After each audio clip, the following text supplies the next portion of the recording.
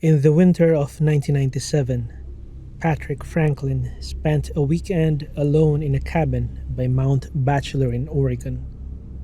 The property was owned by his father, who had recently ended his own life. He thought he was alone to grieve with his pet dog, Midnight, but unexplainable incidents began to happen. This is his recounting of their horrifying experience. This is a personal experience that I had a while back. It still kind of messes with my head when I think about it. I'll be the first one to say that all of this stuff could have taken place in my head. The mind is a freaky thing and can play some weird tricks on you. Whenever I was scared as a kid, my dad had always told me that in life, you shouldn't be scared of ghosts. Fear the living because they can actually hurt you. In my late teenage years, I came into some money after my father ended his own life. Also, I received an inheritance from him. At the time of my dad's passing, he and my mom owned a cabin up in Oregon by Mount Bachelor. The cabin had been put up for sale since my mom could no longer afford the payments, and renting it out was not covering the payments either. The cabin was set to go on the market for sale in less than a month, and it was in the process of finalizing all of the paperwork with the realtor and lawyer. So for that month's time, the cabin was not going to be rented out any longer, and it was going to be vacant. I saw this as a chance to get away for a while and maybe clear my head in light of all the things going on. I quit work, packed up my snowboarding gear, grabbed my dog, and headed up in my dad's car that he had willed to me. I drove to the cabin. Now, this was our family cabin that my parents rented out throughout the year when we were not using it. I had the keys and also had the code for the alarms, so I did not feel the need to stop at the rental management company and advise them of my stay. This strictly had nothing to do with my coming story, but felt the need to mention it anyway. My first 2 days at the cabin were normal and nothing unusual happened. I spent my days playing with my dog in the snow and snowboarding. At night, I spent the time playing PlayStation or listening to music, drinking and smoking out on the balcony. I had already stocked up on food, cigarettes, and liquor, so I was pretty much a shut-in aside from occasionally hitting the slopes. With my dog as my company and my PlayStation as entertainment, I was quite content, and I started to feel relaxed after all the drama that had preceded my outing. The cabin itself was 2 stories. The bottom story had a living room and a side guest bedroom, along with a small kitchen. Upstairs had another 2 rooms, along with a walkout balcony attached to the master bedroom. Most of my time there was spent either in the living room, kitchen, or master bedroom. I never ventured into the other rooms and always kept the doors leading into them shut. Open doors to dark rooms always creeped me out. Anyhow, the 3rd day came around and I was going through my usual routine of playing with my dog. His name was Midnight, by the way, and he also since passed. The rest of the time I was playing games and watching movies. That day, snow was falling pretty heavily, so I did not feel like trekking down the hill to the main road in my car and decided to stay in. That's when things started getting a bit weird. In our area, There were only two other cabins adjacent to ours. Maybe they are a block away from each other. All other cabins aside from those two were around a mile away from ours. Surrounding us was mostly forest and very tall pine trees.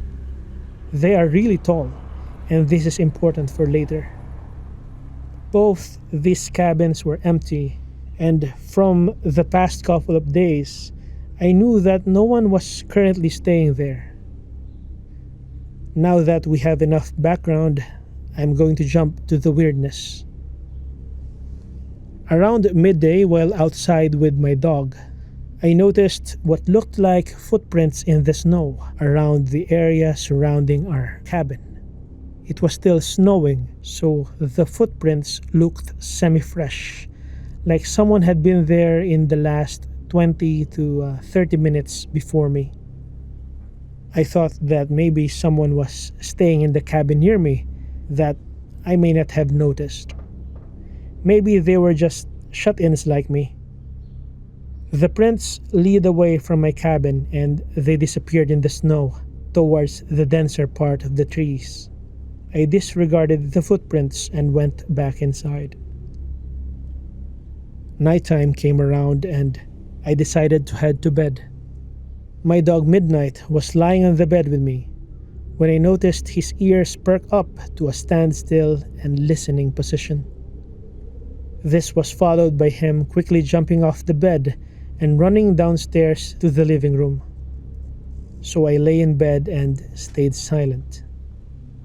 I was kinda freaked out, and I could hear him moving around downstairs back and forth. After around 5 minutes, he ran back upstairs to me and started to do his dog dance. It's a sign that he had to pee or that he wanted to go outside. Oh well, I can't say no to him, so we both went downstairs to the outside driveway for him to do his thing. Only he didn't want to pee.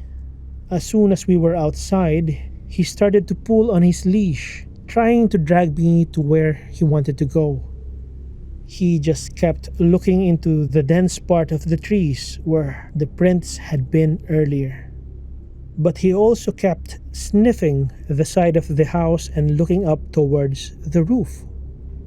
After he figured out that I was not going to go where he wanted, he sat himself down and just stared into the darkness. It's a bit unusual for him, but maybe there are forest animals out there that he wants to chase down. Anyway, I did not want to leave anything to chance, so I pulled him back inside and we both headed back upstairs.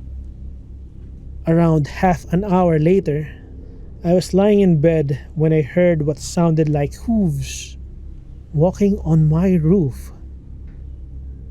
It was only a series of around 6 steps, and I rationalized that it could be a pine cone falling from a tree onto the roof. Perhaps it's a kind-hearted forest animal running around. But here's the thing. The steps seemed to be spaced apart, like a man-length stride, so it was really freaking me out. Midnight also heard the noise, and was quick to run to the balcony screen door, expecting me to let him out. Alright, you know what? I am a tough guy, and at the time considered myself to be fairly well built and strong enough to handle myself. So I grabbed my coat and shoes along with my cigarettes and flashlight, and I went out onto the balcony. What's there to worry about, right? As soon as I was outside, I lit up my cigarette and started canvassing the roof with my light. There was nothing up there, and the snow on top was undisturbed. Funny, it must have all been in my head. But what about Midnight hearing the noise? Maybe he was just feeding off my fear or paranoia. He never acted that way before. I started to calm down and relax again.